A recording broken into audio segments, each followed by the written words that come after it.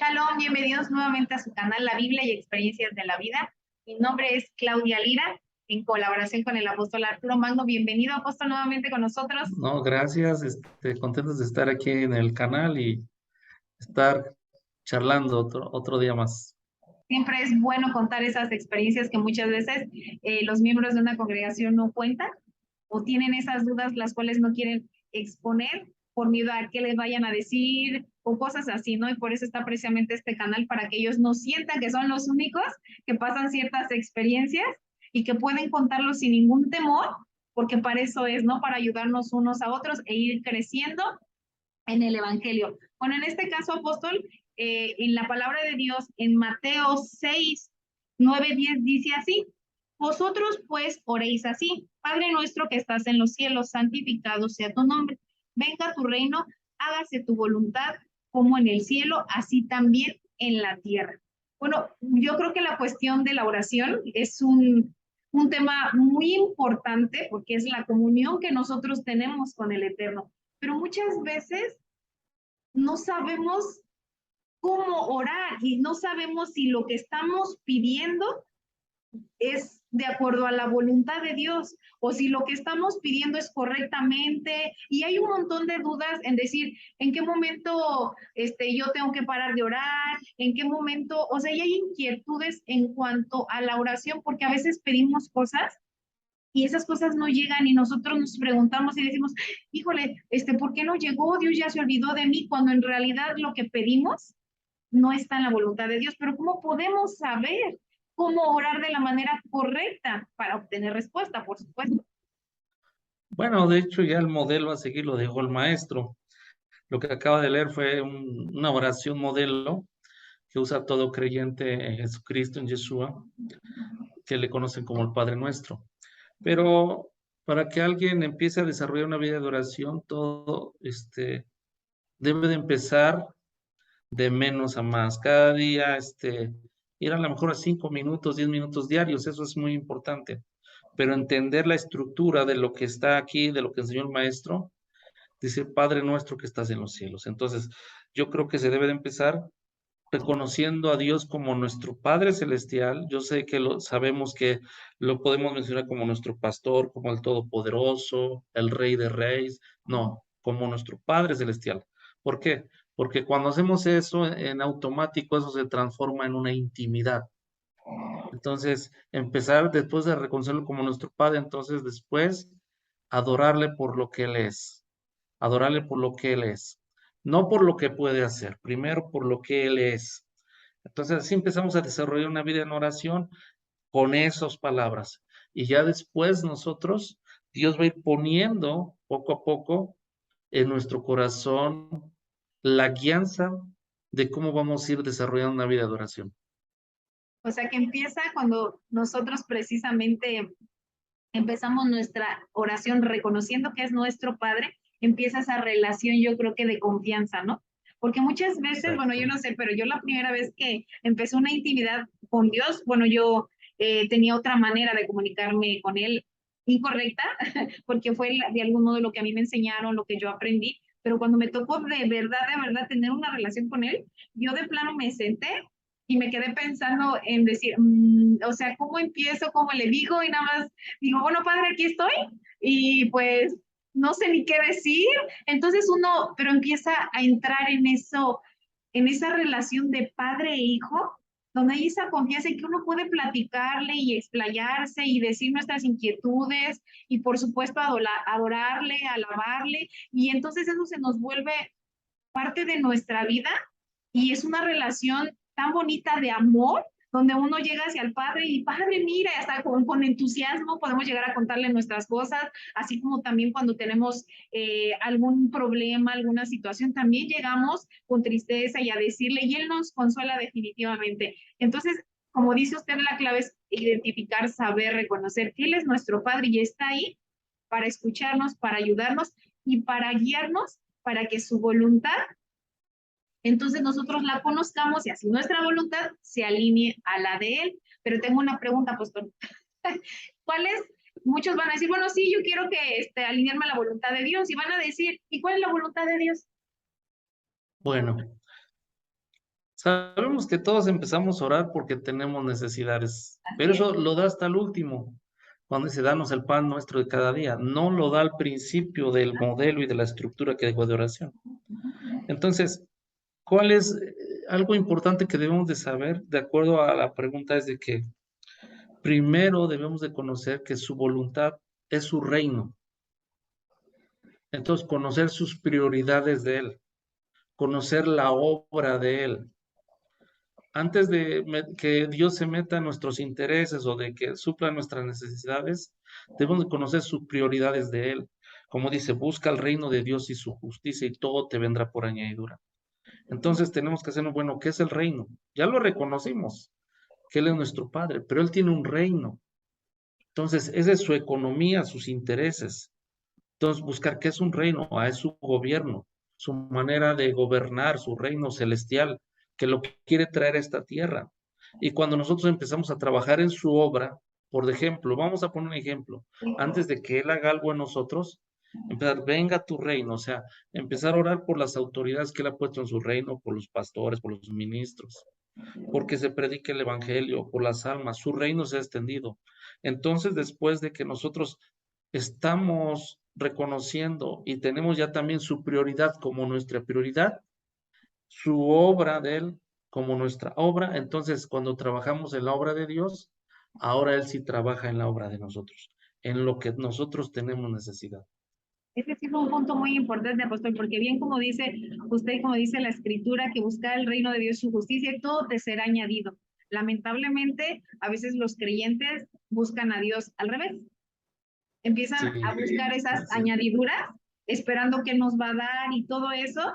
Y entonces es por eso que dice uno, bueno, yo oré y no me contestó, porque precisamente uno está buscando nuestros propios intereses y dejamos los intereses de Dios al último, cuando en realidad tenemos que buscar, como comenta usted, los intereses de Dios, tener conciencia de su reino, que Él es un rey Sí, y que nosotros exacto. somos hijos de un rey, ¿no? Y que es un, Familia real. sí, sí es una familia real, al final de cuentas. Entonces, cuando nosotros entramos en ese gobierno, empezamos a estudiarlo, empezamos a hacer lo que se hace ahí, entonces Dios ahora sí empieza a añadir y añadir en nuestras vidas. Pero si lo hacemos al revés, muchas veces yo creo que es por lo cual no tenemos una respuesta, porque no hacemos las cosas como indica la palabra de Dios. Sí, no, y no tenemos una respuesta porque no actuamos de acuerdo a la justicia de Dios. Dios va a mover su poder, su mano poderosa por justicia. Cuando se trata de oración, lo hace por justicia. Nosotros pensamos que es por amor, sí nos ama, pero primero para que Él demuestre su amor es por justicia. Es más, de hecho está cuando Dios iba a destruir Sodoma, Él le reveló eso a Abraham. Nunca hablaron del amor que Dios tiene por el hombre, por Sodoma. Supuestamente lo amaba, todo eso, sino cuál fue la intercesión de Abraham. Dice, destruirás al justo también. Entonces, de ahí fue la justicia. Entonces, por justicia. ¿Y dónde encontramos la justicia? Dentro de su reino. Empezamos a estar dentro del reino, entonces nos metemos dentro de la justicia y ahora sí Dios va a empezar a trabajar en nosotros y en nuestras necesidades.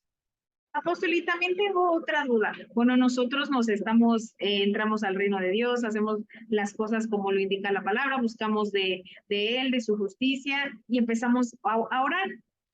Cuando nosotros sabemos, por ejemplo, en una petición, empezamos a orar por, vamos a suponer, por economía, no es un ejemplo. Mejor para una restauración de un matrimonio, ¿no? Vamos a suponer que es una restauración de un matrimonio. Cuando uno empieza a orar porque pues quiere una restauración, ¿en qué momento uno dice ya? O sea, ya hasta aquí ya no tengo que orar o tengo que orar siempre hasta que se restaure o porque hay veces que uno ya no siente como que esa necesidad de orar, sino ya dice, bueno, pues probablemente ya nos sentamos y decimos, "No, quizás es lo que queremos, ¿no? Pero no esté dentro de lo que quiere o el plan de Dios para nosotros. Y no sé entonces en qué momento uno puede decir, ya no orar más por esto, ya no sentir esa carga, sino ya soltarla y pues sí. Bueno, Romanos capítulo 8, en el versículo 14 y en el 16. En uno de esos dos versículos dice que el Espíritu da testimonio a nuestro espíritu. Entonces, nosotros empezamos a orar, tenemos la carga de orar. Vamos a poner el ejemplo del matrimonio, que es lo que está usted mencionando, pastora. Empezamos a orar, orar, orar, orar. Y tenemos esa carga de orar, pero llega un momento que el Espíritu da testimonio en nuestro espíritu. Ese testimonio, ¿cómo es? Nos da paz. Y Ajá. aunque queramos orar, como que tenemos paz. Esa es la evidencia espiritual de que ya lo que teníamos que orar ya se oró. De que ya lo que sigue es que Dios empiece a trabajar, a actuar. Ya sea traerlos con lazos de amor, ya sea restaurarlos con lazos de amor o a través de correcciones. Pero no, nuestro trabajo terminó. El que está trabajando ahora es Dios. Entonces, esa es una manera de saber que ya no tenemos que orar por esa necesidad o esa petición. Que sentimos esa paz que nos da el Espíritu Santo, de ya no continuar Exactamente. con esa oración. Y tengo otra pregunta, pues es que eso de la oración, ¿cómo sabemos nosotros cuando lo que estamos pidiendo no es correcto? O sea, por ejemplo, una persona tiene y por supuesto no quiere saber de Dios, ¿no? O sea, no porque tú le has dicho quizás, no, sabes que mi servicio es tal día, tal hora, y le has hablado de Dios y lo has invitado y a tus clases y definitivamente te ignora, ¿no? Entonces entra en una necesidad y entonces te buscan y te dicen, oye, ¿sabes qué? Yo necesito que ores por mí porque estoy enfermo y necesito sanidad y ponte en oración. Y entonces uno se queda como que, ¿de qué manera orar por estas personas? Yo digo, bueno, pues para que tengan un encuentro con Dios, porque definitivamente esas personas no quieren saber de Dios, pero sí quieren que Dios los sane. Bueno, aquí hay que aprender algo. Vamos igual con Abraham. A Abraham se le dio promesa. Sal de tu tierra y todo eso. Después se le dio una señal que fue la circuncisión, pero después fue un pacto. Entonces, si hay gente que quiere cosas que vienen de Dios, promesas que hay en la palabra de Dios, no es tanto orar, más bien es primero ir y decirle, mira, podemos orar, pero Dios solamente va a responder a los que están dentro de su pacto. Entonces, cuando estudiamos esa mujer que seguía al maestro y le decía que tiene una necesidad, esto y lo otro, y le decían, ya despide la maestra, todo lo decían, porque una mujer sirofenicia, en otro dice que cananea. Entonces, esta mujer no estaba dentro de un pacto. Entonces, ella le dijo, ¿sabes qué? No está bien darle, fíjense, de la mesa, ¿verdad? De comer a los perros o perrillos. Esta mujer para ser candidata a entrar en un pacto y recibir un milagro de fe, necesitaba dos cosas. Necesitaba fe y humillarse. Entonces esta mujer actuó con fe y se humilló.